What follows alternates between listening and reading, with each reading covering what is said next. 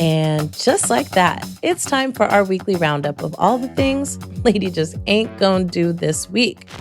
Number 1, Iran is executing protesters. Now, this news continues to break my heart. We are learning that the Iranian regime is attempting to crush months-long anti-regime protests by executing protesters under the same morality laws that people are fighting back against. Now, according to the Center for Human Rights in Iran, authorities are beating, threatening, and firing the families of those who've been arrested or killed in order to attempt to force them to remain silent and not speak out against the regime.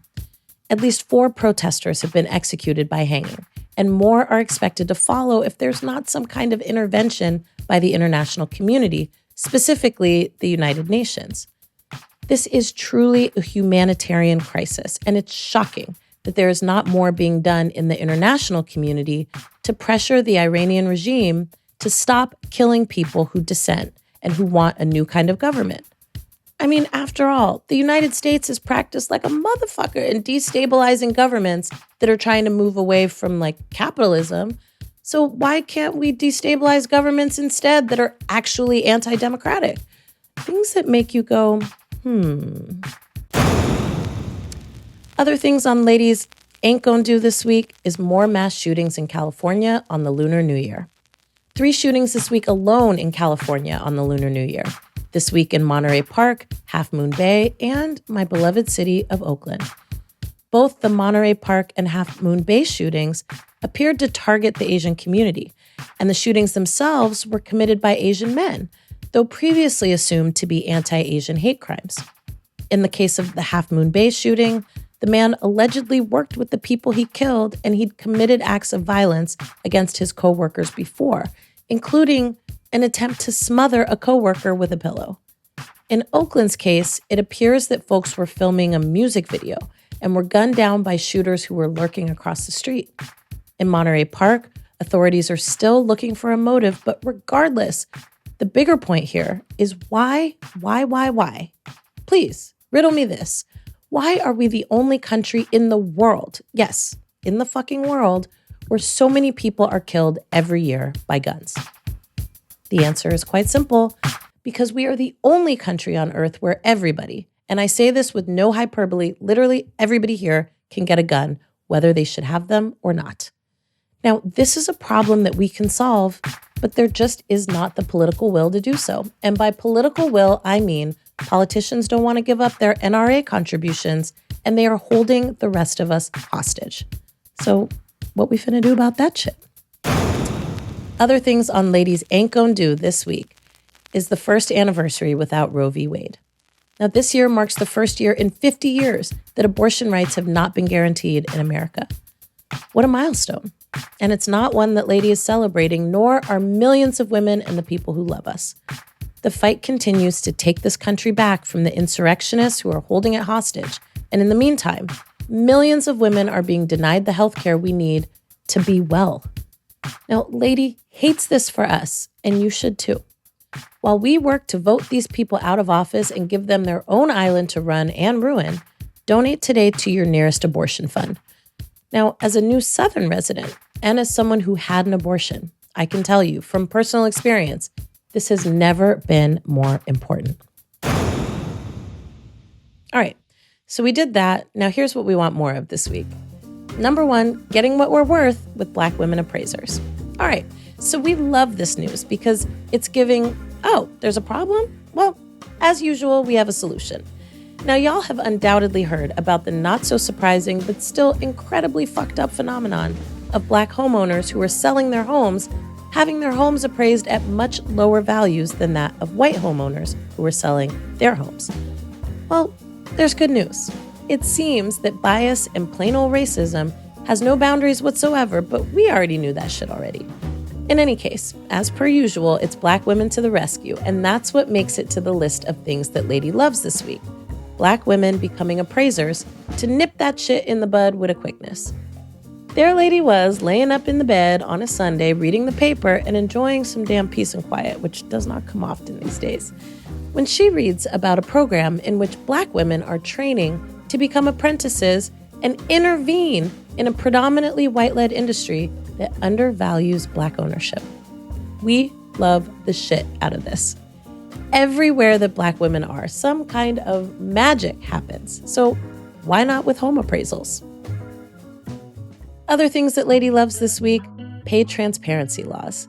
Several cities and states have begun passing new labor laws, which require employers to disclose the salary in the job description.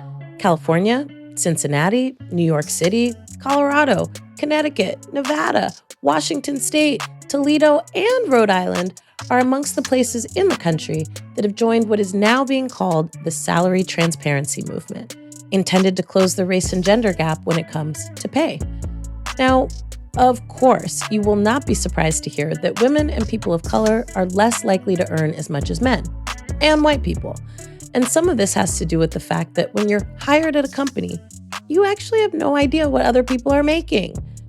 Well, folks, as an employer myself, I have to say, I'm 100% for this. And I encourage other people who run a thing where you employ other people to do the same. At the Black Futures Lab, we've been doing this for a few years now, and it matters. I'm someone who has worked in places where I made $20,000 less than someone else who I shared the same job with, and surprise, surprise, it was a man. Lady is here for the pay me what you owe me movement.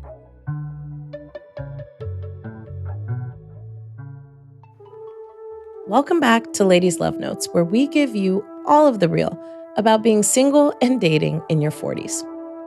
Okay, I know I've been forecasting this one for a hot minute, but I think it's finally time.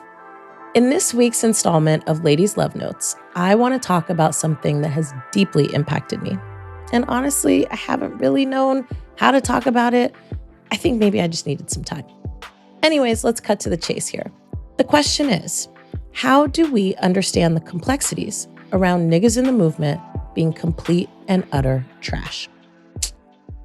Let me be clear here first of what I mean by niggas and what I mean by trash, so you get the full picture of what we're grappling with here.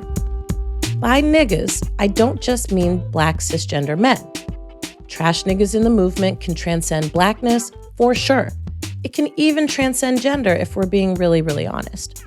White people and non-Black people of color, this is not, and I repeat, not your opportunity to use the word nigga, because it's still 100% always a no for me. That word belongs to Black people and Black people only. But let me be clear. I have encountered trash niggas who were white men, granted. It was a white man who passed as some exception to the rule, more on that in a minute. But trash niggas can be cis or trans, men or women, or not have a gender at all. Let's embark on the word trash. Trash can properly be defined as someone who exhibits behavior that belongs in the garbage. Lying, gaslighting, hoeing without consent, all of these behaviors qualify as trash. Now, being trash is not the same thing as just being broken up with or a relationship ending. Trash has a moral judgment attached to it. Being trash also carries with it an assumption of a pattern of behavior, something that didn't just happen once or by accident, but happens over and over again with multiple people. Okay, we good? Let's continue. So after sitting with this for a couple of months, I basically have decided that it's time to have a conversation about trash niggas in the movement. The reason being, I'm feeling like niggas get away with shit here that they would be Jasmine Sullivan for elsewhere. And I'm in my fucking feelings about it. And with that statement, I want to make the argument that we need to figure this shit out some kind of way, because being a movement requires that we figure out how to adequately and appropriately deal with the trash behavior that people bring into it. Now, I got caught up with a trash nigga. For the better part of a year, I was involved with someone who had a lot of fucking issues. A lot. There was levels to it, of course, there always is. I mean, he shared with me things about a history of abuse that encouraged me to give him a pass for his bullshit. He gaslit me around the societal abuse of Black men. He lied to me and a shit ton of other people about his trash-ass behavior. Even preempted me hearing about some trash shit that he did by telling me about it in advance, with himself, of course, as the victim. He's an alcoholic, which is something I discovered along the way. But my friends, When I came to find out that the person I thought I was basically in some kind of relationship with was also in a relationship with multiple other women at the same time, doing the same shit that he was doing to me, now that's the kind of shit that qualifies you as a trash nigga. Not only multiple other women, but sisters in the movement who I know and love. Sisters who hold the hard job of running organizations, doing amazing shit for our people. Sisters who are moving money so that our work can go as far and wide as possible.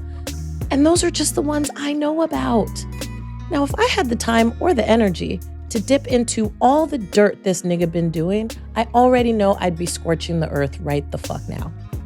But the word out on the street is that this nigga done run through movement women in multiple motherfucking states. Even my niece, who's damn 20 years younger than me, knows this nigga and has stories about how much of a trash nigga he is. And I believe that shit 100%. I lived it. But wait, here's the gag. This trash nigga just got married last month. Oh, and I promise you the math don't math. He is pure basura. Now, I've been spending months healing from this, and it's above me now, and better than that, it's motherfucking behind me now. And I am so glad that he is no longer in my life, and believe me, I pray for the beautiful sister who just married him, because it would be hard for me to believe that she knows that at best she married someone with a whole wide range of problems that he hasn't addressed, and honestly, at worst, that she married a trash nigga who will most likely give her a disease. This is no lie. But there's a bigger question at play here besides the fact that he's fucking trash. What do we do with trash niggas like this who are in the movement? This person runs a movement organization for Black people. This person is in our ranks, talks a good game about what Black men need to be doing, especially as it relates to Black women, and yet he is a trash nigga that has exhibited and continues to exhibit trash behavior unapologetically. This is the kind of shit that foments distrust and mistrust amongst women, and it's the kind of behavior that breaks people's spirits. And trust me, he's not alone being a trash nigga. Now, I dealt with someone once who was on the same shit, a white DJ in the Bay who I later found out had a tendency to involve himself with women in queer relationships. Now, the only way I found out was quite by accident. It was a flippant comment by a sister friend that exposed that I wasn't the only one whose relationship he had tried to interrupt. Now, each of you listening has heard about and probably personally know trash niggas in our movement. I generally know who to stay away from, but every so often, somebody slipped through the cracks. I bet you do too. One thing I gleaned from it all was that trash behavior is rarely about the person being shit on. And if we're being honest, it's not really about the cheating itself. It's about the scope and scale of the lies, the gaslighting, and the damage that it does to our people who are already dealing with enough. Yes, it's true. Hurt people hurt people. I know this dude I'm talking about has some real issues. That's part of why I haven't dragged his ass all through these streets, though believe me, some days I do not feel graceful or kind. But what do we do about shit like this? Do we stay quiet? Stage an intervention? Keep whispering behind closed doors about the trash niggas that roam our movements like predators with no accountability and, more than that, no support to do better and be better? At the end of the day, he does need and deserve support. This world is cruel to so many of us.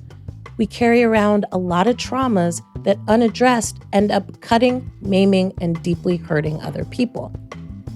Here we are trying to change the world, but we lack the tools to address the real challenges of what it means to be human. Now, I talked with one of his friends once about this. He's a nice enough guy. He basically listened to me and gave me some bullshit woo-woo nonsense about being the bigger person. Tried to give me a pep talk about how dope I was and how I should just do me. There's definitely some gender shit in there.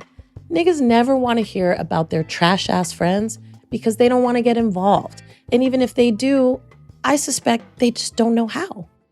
But at what point do we say, enough of this shit? As much as this person disrupted my life and really, actually, and literally tried to break my spirit, what I do know is casting people away also isn't the answer. On a good day, I think about all the things that are behind this behavior, and I get sad, honestly. He needs help. And as mad and hurt as I am, he deserves help and he deserves healing. I don't have the answers, dear listeners. This time on Ladies Love Notes, I'm putting this out for your consideration and response.